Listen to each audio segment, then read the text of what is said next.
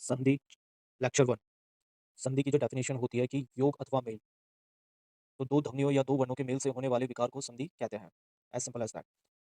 अब इसके कुछ एग्जांपल जैसे अंबुर्मी, इसका अगर अपन छंदे विच्छेद करेंगे तो अंबु प्लस उर्मी। अभिंधन, इसका अप प्लस ईंधन। यश इच्छा, इसका यश प्लस इच्छा। वर्गीकरण करें तो संस्कृत की संधि जो होती है वो तीन प्रकार की होती है: स्वर संधि, व्यंजन संधि, विसर्ग संधि। स्वर संधि जो होती है इसमें स्वर प्लस स्वर का कॉम्बिनेशन होता है, जैसे भू प्लस उधर, तो भूधर। व्यंजन संधि में व्यंजन प्लस स्वर या व्यंजन। एग्जाम्पल में जैसे अजंत का हम करें तो अच प्लस अनंत, अंत, अच प्लस अंत। उच्छिष्ट का उत प्लस शिष्ट। तीसरा विसर्ग संधि, इसमें विसर्ग होता है प्लस स्वर या व्यंजन हो सकता है। इसके एग्जाम्पल देखें तो दुर्योपयोग का दू प्लस उपयोग, मनोवेग का मन प्लस वेग। अब स्वर संधि हम पढ़ेंगे। स्वर संधि जो होते हैं दो स्वरों के मेल से उत्पन्न होने वाले विकार को स्वर संधि कहते हैं। इसके पांच भेद होता है: दीर्घ स्वर संधि, गुण स्वर संधि, वृद्धि स्वर संधि, यण स्वर संधि और अयाधि स्वर संधि। दीर्घ संधि की हम बात करते हैं तो इसमें जैसे ए आ प्लस ए आ, इसका आ हो जाएगा ई या बड़ी ई प्लस ई या बड़ी ई का बड़ी ई हो जाएगा। मतलब जो भी ऊ या बड़ा ऊ प्लस ऊ या बड़ा ऊ, इसका हो जाएगा ऊ, बड़ा ऊ हो जाएगा। और रैसे ऋषि जो हो जाएगा प्लस रैसे ऋषि, इसका कुछ दीर्घीकरण नहीं होता है।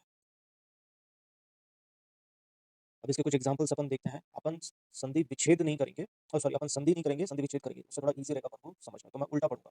जैसे अंधानुगामी, अब यहाँ पे आपको समझ में आएगा अंध प्लस अनुगामी। ठीक है। अक्षांश का अक्ष प्लस अंश। अध्यावधि का अध्य प्लस अवधि। अंत्याक्षरी का, अब यहाँ पे ध्यान देने की जरूरत है, अंत्याक्षरी है ये। अपन यहाँ पे गलत लिखते थे, इसको नॉर्मली क्या करते हैं, अंताक्षरी लिख देते हैं, लेकिन ये अंत्याक्षरी है। तो अंत प्लस अंत्य प्लस अक्षरी।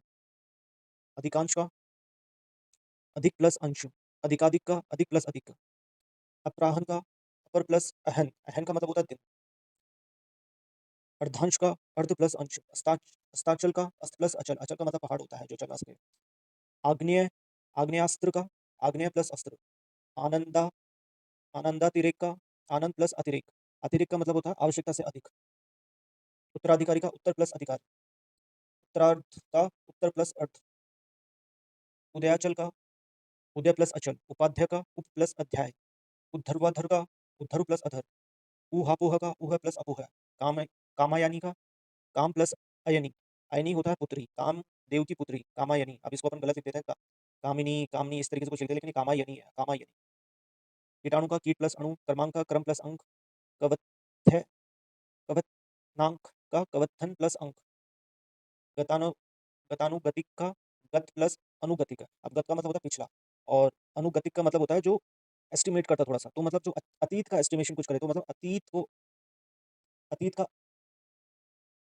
अनुसरण करने वाला जो होगा वो गतानुगतिक होगा। गीतांजलि, इसमें गीत प्लस अंजलि। अंजलि का मतलब होता है अर्घ देना या मतलब समर्पण करना, तो गीतों का समर्पण करना वो गीतांजलि होगा। गीतावली, गीत प्लस अवली, अवली का मतलब होता है समूह। गीतावली की तरह रचनावली हो गया, दीपावली हो गया, मुक्तावली हो गया, दर्शावली हो गया। और गीतांजलि की तरह तिलांजलि हो गया, तिल का समर्पण करना। ग्राम, ग्रामांचल का ग्राम प्लस अंचल। छिद्रान्वेषी का छिद्र प्लस अन्वेषी, अन्वेषी का मतलब खोजने वाला। जठरागिन का मतलब भूख होता है। अब इसमें जठर प्लस अग्नि, मतलब जठर मतलब पीठ, पीठ की अग्नि, तो जठरागिन भूख हो गई हो।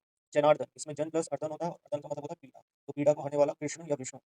जीवाश्म, जीव प्लस अश्व। अश्व का मतलब होता है पत्र। अब यहाँ पे शब्द युग्म बनता है कि अश्व अश्व अश्व, इनमें क्या डिफरेंस है। फिर होता है तथ्यान्वेषण का, तथ्य प्लस अन्वेषण, तथ्यों की खोज करने वाला, तथ्यान्वेषण। तिलांजलि, तिल प्लस अंजलि। तीर्थाटन, ये हो गया तीर्थ प्लस अटन, अटन का मतलब भ्रमण। ऐसे ही देशाटन हो जाएगा जो देश का भ्रमण करे। त्रिपुरारी, इसका त्रिपुर प्लस अरि, त्रिपुर एक राक्षस का नाम था, और त्रिपुरारी किसे बोलते हैं, शिव को बोलते हैं। दावाग्नि, इसका होता है दाव प्लस अग्नि, दाव मतलब होता है वन, वन की अग्नि, दावाग्नि।